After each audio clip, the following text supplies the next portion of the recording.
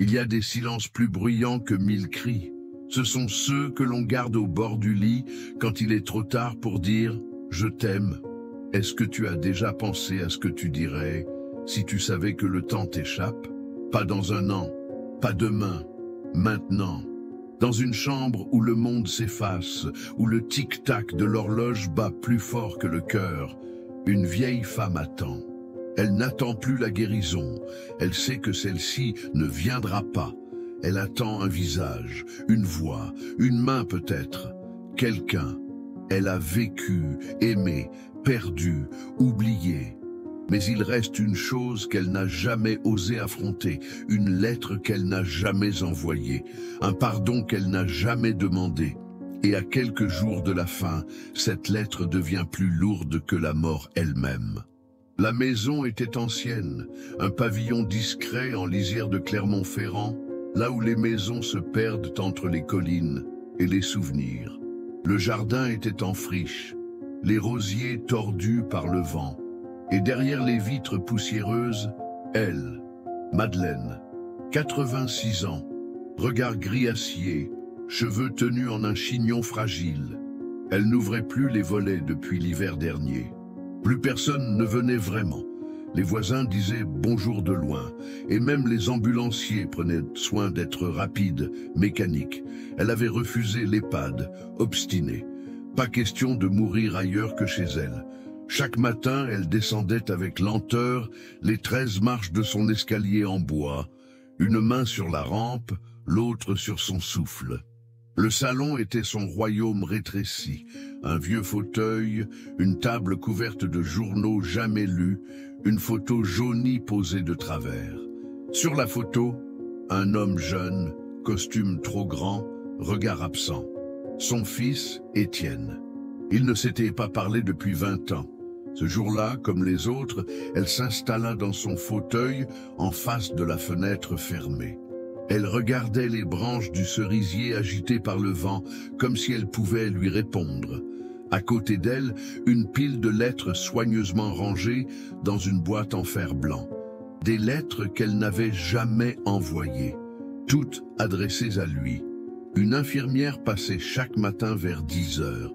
Alice, 27 ans, douce, tatouée, drôle. Elle entrait toujours avec le même ton léger. « Bonjour Madeleine, toujours fidèle au poste ?» Madeleine haussait les épaules. « C'est là qu'on attend le mieux, tu ne crois pas ?» Alice ne savait jamais trop si elle plaisantait ou si elle disait la vérité. Alors elle répondait avec un sourire et lui changeait les pansements, lui apportait ses médicaments, lui racontait la météo ou les nouvelles du monde qu'elle ne lisait plus. Mais ce jour-là, quelque chose dans le silence de Madeleine était plus épais, plus serré. Alice s'en rendit compte quand elle déposa doucement une main sur l'épaule de la vieille femme. « Vous avez l'air fatiguée aujourd'hui. » Madeleine murmura, presque sans bouger les lèvres. « Ce n'est pas la fatigue, c'est l'attente. Elle commence à peser. » Alice, comme chaque jour, hésita, puis elle s'assit à côté d'elle, ce qu'elle ne faisait presque jamais. Elle regarda les lettres. « Ce sont vos lettres à votre fils ?» Madeleine hocha la tête. « Je les ai écrites pendant des années, chaque fois que je voulais lui dire que je regrettais, mais je n'ai jamais su comment commencer. » Un silence. Puis, « Tu crois qu'on peut encore dire quelque chose ?» Quand le silence a duré 20 ans, Alice la regarda longuement. Elle avait entendu 1000 histoires en quelques années de service, mais celle-là était différente. Il y avait dans la voix de Madeleine quelque chose de cassé, mais encore vibrant, comme une corde usée qui résiste à l'archet. Elle se leva, lentement, et avant de partir, dit simplement « Je crois qu'on peut toujours, mais il faut que ce soit maintenant. » Et elle s'en alla, laissant derrière elle un silence nouveau, un silence qui n'attendait plus. Dans la lumière pâle de cette fin de matinée, Madeleine ouvrit enfin une lettre. Elle la relut, puis une autre, et une autre.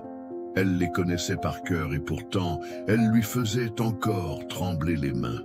Dans la dernière, écrite l'année précédente, elle avait écrit « Mon fils, si tu savais combien le silence est un mur qu'on construit brique après brique, et que j'aimerais, avant de partir, ne plus le laisser debout entre nous. Mais elle n'avait jamais trouvé le courage d'ajouter l'adresse. Le lendemain, Madeleine ne descendit pas. Alice frappa à la porte comme toujours, avec son « bonjour » fidèle au poste, mais le silence en bas de l'escalier lui répondit. Elle monta. La porte de la chambre était entr'ouverte.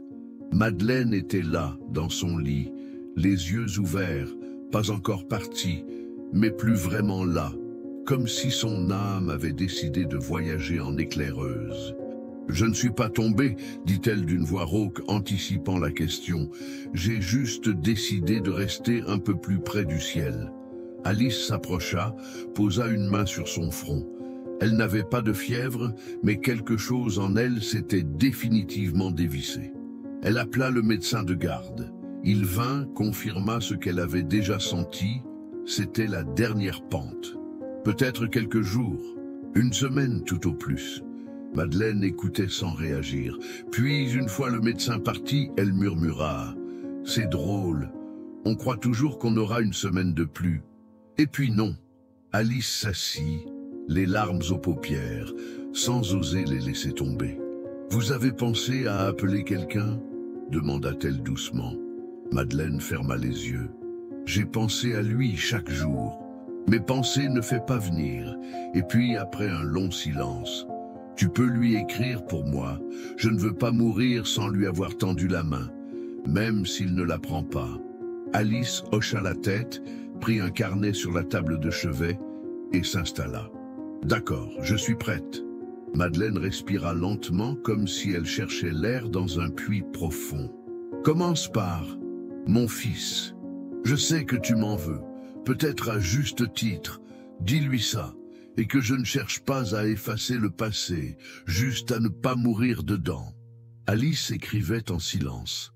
Elle sentait le poids de chaque mot, comme s'ils étaient gravés sur sa propre peau. Madeleine continua. « Dis-lui que j'ai eu peur, peur de ne pas être à la hauteur, peur de le perdre, et que ma peur m'a rendue dure, sèche, que je n'ai jamais su lui dire que je l'aimais. » Puis sa voix se brisa, et que le jour où il est parti, j'ai voulu courir après lui, mais je ne savais plus marcher autrement qu'avec mon orgueil. Alice releva les yeux, le cœur chaviré. « Madeleine, je vais tout lui dire. » Le lendemain, elle posta la lettre. Elle ne s'attendait pas à une réponse, pas à un miracle. Mais dans un coin d'elle-même, une graine avait été plantée. Peut-être. 3 jours passèrent. Madeleine ne mangeait presque plus. Elle dormait par fragments, entrecoupée de souvenirs. Un matin, alors qu'Alice changeait les draps, le téléphone fixe sonna. Personne n'appelait jamais. Elle décrocha. Une voix d'homme, grave, hésitante. « Bonjour, je suis le fils de Madeleine Delmas. J'ai reçu une lettre. Est-ce qu'elle est encore en vie ?» Alice resta figée, puis répondit, la gorge nouée. « Oui, mais il faut venir. Maintenant. » L'après-midi même, une voiture grise se gara devant la maison. Un homme d'une 50aine d'années en sortit, cheveux poivre et sel, yeux fatigués. Il resta un instant devant la porte, incapable de bouger, puis frappa doucement. Madeleine, allongée, entendit le bruit, infime, comme un battement d'ailes. Alice descendit, ouvrit et le laissa entrer sans un mot. Étienne monta les escaliers avec précaution. Il n'était pas venu ici depuis 2 décennies. Chaque marche portait une mémoire, une colère, un pardon qu'il n'avait jamais osé formuler. Il entra, elle le vit. Elle voulut parler, mais les mots restèrent coincés. Il s'approcha, la regarda. Elle était si vieille, si petite, si vulnérable. Puis il dit, presque sans voix, « J'ai lu ta lettre, tu m'as manqué. » Et ce fut tout. Pas de cris, pas de grande scène, juste ce silence, enfin habité. Si cette histoire commence à toucher quelque chose en vous, aimez cette vidéo et gardez-la pour un jour où vous aurez besoin de vous souvenir de l'essentiel. Et si quelqu'un vous manque, peut-être que c'est le moment de tendre la main. Le soleil déclinait derrière les rideaux. La chambre baignait dans une lumière d'ambre, comme si le jour lui-même voulait rester un peu plus longtemps. Étienne était assis près du lit. Alice était sortie discrètement, laissant la porte entr'ouverte, comme une promesse de retour ou de fuite. Madeleine ouvrit les yeux. Elle murmura « Tu es là ». Il hocha la tête. Il ne savait pas quoi dire. Tout était là, entre eux, suspendu comme un linge trempé de chagrin, trop lourd pour être accroché, trop dense pour disparaître. Il prit sa main. Elle tremblait un peu. Elle n'avait plus la force de cacher quoi que ce soit. « Tu m'en veux encore ?» demanda-t-elle, à peine audible. Il baissa les yeux. Longtemps. Puis, pendant des années, oui. Et puis j'ai vieilli, j'ai eu mes propres silences, et j'ai compris que la douleur ne se partage pas toujours comme on voudrait, qu'on aime souvent à côté, maladroitement.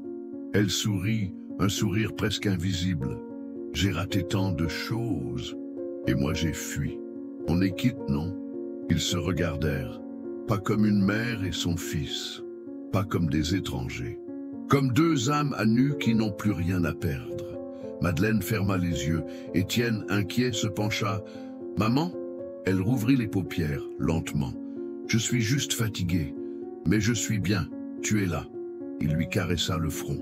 Il n'avait jamais fait ce geste, pas même enfant. Et pourtant, c'était comme si sa main retrouvait une mémoire oubliée. « Tu sais, dit-il, j'ai gardé une lettre de toi, une seule, celle que tu m'as envoyée quand je suis parti à Lyon juste après le bac.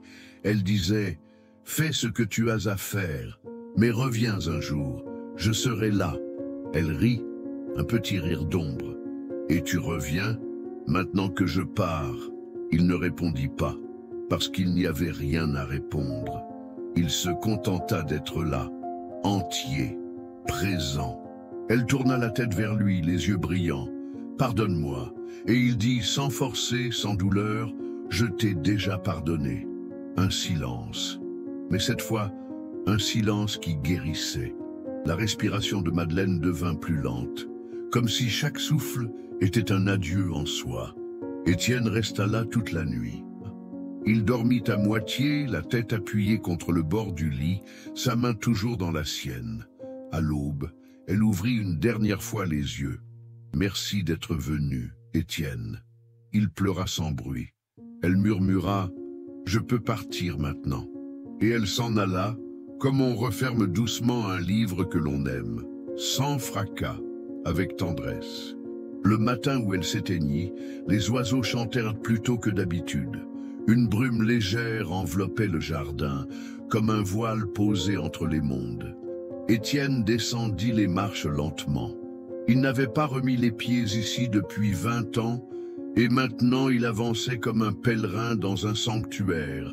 Sur la table basse, il trouva la boîte blanche, celle des lettres.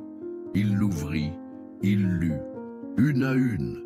Certaines étaient en colère, d'autres pleines de tendresse maladroite. Toutes étaient des cris contenus, des ponts jamais traversés. Il les garda. Le jour de l'enterrement, ils furent peu nombreux. Alice était là, les voisins aussi. Étienne prononça quelques mots simples. Il n'avait pas besoin d'en dire beaucoup. Tout avait été dit à la fin. Après la cérémonie, il retourna seul à la maison. Il resta longtemps dans le salon, à regarder les murs, les rideaux, les photos qu'il ne reconnaissait plus. Et puis, il alla dans le jardin. Les rosiers étaient encore là, tordus, épineux. Il en tailla un doucement comme on coupe les mots inutiles. Puis il fit un trou dans la terre et y enterra la boîte. Pas comme un adieu, mais comme un geste de mémoire. Une racine nouvelle. Il planta un jeune cerisier juste à côté. Chaque année, il reviendrait pour voir si l'arbre portait des fleurs. 2 mois plus tard, il reçut une lettre manuscrite. C'était Alice. Elle avait quitté le service hospitalier. Elle écrivait juste pour dire « Merci de m'avoir laissé assister à votre réconciliation. Cela m'a changé. On ne voit pas souvent un cœur revenir à lui-même. » Il relut la lettre plusieurs fois. Puis, il décida de répondre. Et pendant des mois, ils échangèrent des lettres. Pas des emails, non. De vraies lettres, à l'ancienne, comme Madeleine. Il parlait de ses souvenirs, de sa solitude, de ses promenades autour de la vieille maison. Elle lui racontait ses voyages, ses doutes, ses nouveaux départs. Un jour, elle lui dit qu'elle allait venir en Auvergne pour un week-end. Quand elle arriva, il l'attendait devant le cerisier. Il avait déjà fleuri. Il y a des adieux qui ne ferment rien. Ils ouvrent, ils éclairent, ils désarment le cœur et lui rendent sa forme d'origine, celle d'un refuge. Madeleine n'a pas eu besoin d'un miracle, juste d'un geste, d'un mot, d'un regard. Ce que nous appelons réconciliation n'est pas toujours un pardon parfait. C'est parfois simplement la main qu'on tend, le silence qu'on ose habiter ensemble, le souffle qu'on partage, même au bord du dernier. Et peut-être que c'est cela, mourir en paix, retrouver dans le regard de l'autre ce qu'on croyait avoir perdu en soi. Si cette histoire a touché votre cœur, partagez-la avec quelqu'un que vous aimez. Peut-être qu'il y a encore un mot à dire, un silence à briser, un retour à tenter. Et vous, quelle lettre n'avez-vous jamais envoyée? Abonnez-vous à cette chaîne pour que chaque semaine, nous puissions ensemble redonner sens à ce qui semble perdu.